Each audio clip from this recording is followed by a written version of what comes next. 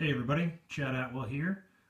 Just putting this little video together to showcase my uh, Cobra Battle Android Trooper cosplay. I did that this past summer of 2017, and pictures of it actually recently got posted on Cobra First Legion's Facebook page, and Ron Rudat, the original designer of all the 80s G.I. Joes, actually commented on it. So I was putting this video together to give an overview of the costume and show the different features and everything that went into it. Battle Android Trooper, the Bat, by far, got to be the coolest G.I. Joe character ever. So without further ado, on to the costume. Alright, as far as some of my more recent cosplays go, I figured the Battle Android Trooper was going to be a pretty simple, straightforward one. Didn't have to make a lot of armor, didn't have to get very complex with a lot of the design. But as it turned out, to do the character justice, it turned into quite a bit of work. So here's an overview, just a quick shot of all the different pieces, and I'll go through each one and show them off. All right, starting off from the bottom up, you can't have the Bat without his iconic yellow boots. So these were just yellow rain boots, and topped off with some EVA foam to simulate those metal things at the top of the boots.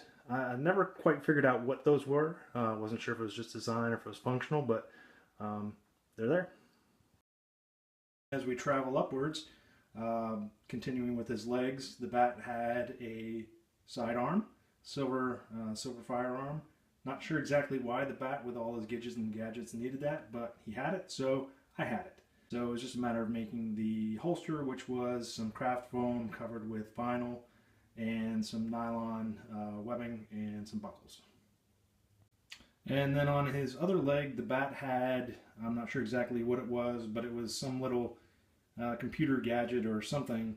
I had to take a little bit of creative license on this one, just because the reference pictures and the Bat figure I had, it was a little bit difficult to make out the fine detail. So I just went with some old parts that I just had sitting in the garage or in my junk drawer.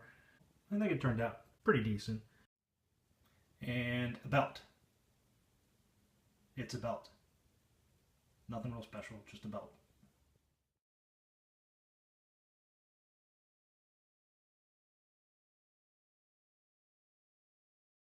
Okay, we're going to skip the torso for the moment and jump right on up to his helmet. This was probably one of the more complex things to build, just to get the shape right and get it so that I could wear it. It started out with one of those replica batting helmets with the brim cut off as the base, and then I used EVA foam to give it some internal structure. I used some craft foam to give it some outside shape, and then covered the whole thing with Warbler, which is thermoplastic. Which, if you've ever used it, it does a nice job, but it's kind of difficult to work with. Then the face shield itself was one of those chrome see-through or two-way masks that you can get at any of the Halloween stores. Like I said, it took quite a bit just to get the shape right. Had I had a little bit more time, I would have focused a little bit more on building out that bubble he had kind of right around here. But overall, it turned out pretty well. It did get very hot in there, so I put in a few little exhaust holes up here, which I was kind of concerned it might spoil the look of the helmet a little bit, but it didn't seem to, and it helped at least with a little bit of ventilation. Not a whole lot, but better than nothing.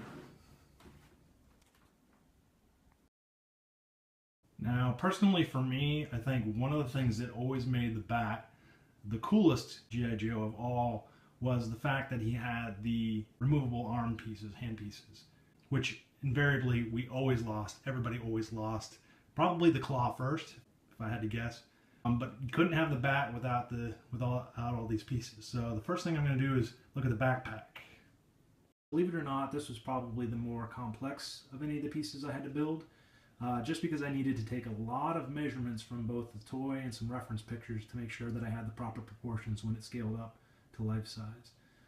It started with an aluminum frame. It's covered with some composite wood laminate, and then pop riveted together. All the pieces are pop riveted, so it's very strong, very rigid. It's painted, obviously, and covered with EVA foam for accents on those ribs. We've got some craft foam for the little X pieces. The dials and everything, a lot of those are also EVA or craft foam. The wire itself is some coaxial cable, and just some other little dials and knobs and things just pulled out of the junk drawer in the garage. The backpack is also semi-functional because this trap door actually opens. There's a little storage inside. The whole unit is pretty heavy itself, so you can't really carry a lot, but little odds and ends you could throw in there without too much problem. And then obviously the pegs for storing all of the arm attachments. Not actually to make this functional and usable, I have to have an extension on here, which that's obviously out of proportion. But it needed to be tall enough that it could hold all the pieces. Then around the front, just a couple of backpack straps covered with some yellow vinyl and cheesy little kids toy grenade. But overall, it's actually a heavy backpack. It's probably about 15 pounds in total. And whenever you add the attachments on, it gets pretty heavy. So walking around a con all day, that tends to get very tiring. All right, to start off with the hand accessories, we have the hand, now in life size. So this started out, I just got some armored bicycle riding gloves, which were pretty cool because they already had metal knuckles. So I didn't really have to do anything, but they came black, so I had to spray paint them. You can see that some of the paint chips off, especially on that leather part. Didn't stick too well, but it's kind of cool because it gives it a little bit of a gritty, dirty, used look. As far as the gauntlets, it's basically craft foam, and the flutes are dowel rods that were cut to length and sanded, covered in Warbler, so it gives it a nice, durable, hard texture. It's actually two pieces that are held together with elastic and binding pins, and it's fairly functional. It's fairly usable. It's actually pretty comfortable.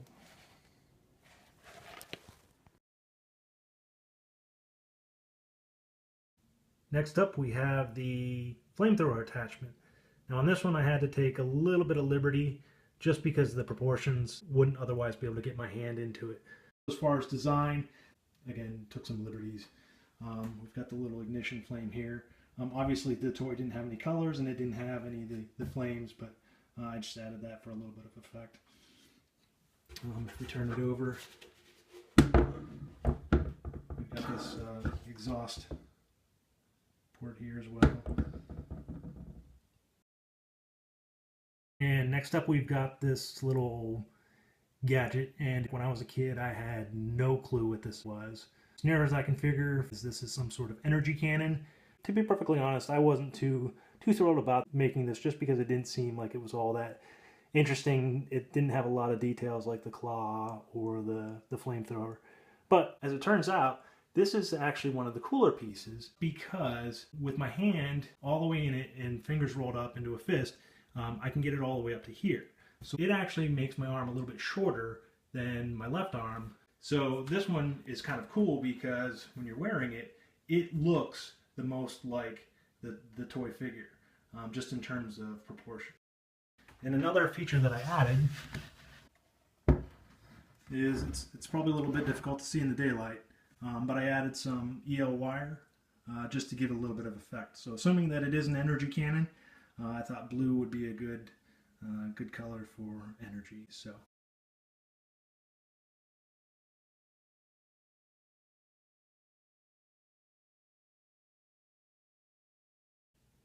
And for the final accessory, everybody's favorite, the claw. I always liked it in this orientation myself, but I think it's actually upside down. But this was my preference, so that's the way I actually designed the claw for the costume.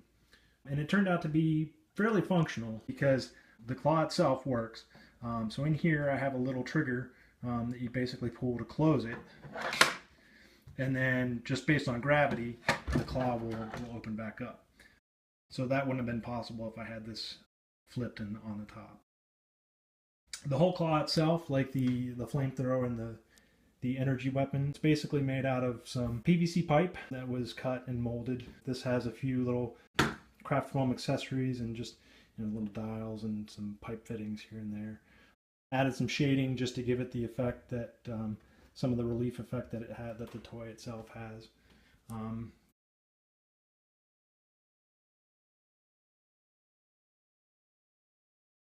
This was predominantly the piece that I wore throughout the convention. Everybody loved it. Folks that are older that knew the cartoon as a kid, they knew exactly what it was. And younger kids that had no idea who I was still thought it was pretty cool because it was a functional claw.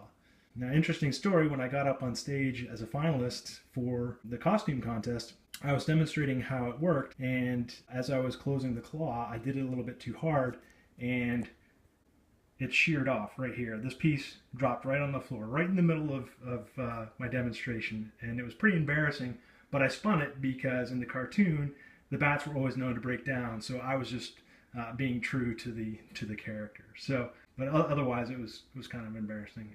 And last but not least, what is a battle android trooper without that lenticular chest piece? I remember thinking as a kid that that was absolutely the coolest thing, and that probably alone is what set it apart from every other action figure that I had. So I had an idea very early on of how I wanted to do this, and then being able to do that successfully was going to make or break the costume. So originally I was going to design that lenticular digitally. It was the three-dimensional aspects that I knew I just wasn't going to be able to pull off. So I figured I'd do it practically. I found enough components that I could closely mimic the chest cavity that the bat has. So I took a couple pictures. One was straight on and one was at an angle. Put it into Photoshop and then added background. So once I had complete images, I'd send it off to an actual company that prints lenticulars. So they just sent me basically the image. It was a big square, and I had to cut it down to size. And here it is. So hopefully this is going to show up on video, but if I change angles, you should see the image shift, just like it does on the action figure. Yep, there it is. And then for mounting it to the shirt, what I did was I have two aluminum bars. You can't see the other one because it's actually inside the shirt.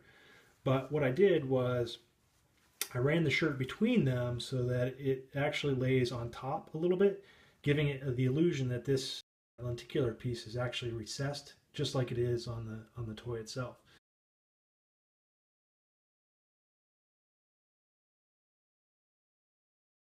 And then as far as the rest of the uniform, this was just basically a black dress shirt, cut off the collar, added some trim, added some more of the yellow trim up here. And then the Cobra patch, this was actually just a regular patch. I added some Velcro on it so I can take it on or off. And that's an iron-on. So I had mentioned that I was in the costume contest at Steel City Con, and as luck would have it, I actually took home Best in Show. So this was pretty awesome for me because it was not only the first Best in Show that I've gotten, but it was with the debut of my Battle Android Trooper cosplay, which it just made it all the more meaningful because that was a character that I loved so much as a kid. And to be able to pull it off and take home this honor was amazing. So that is my bat.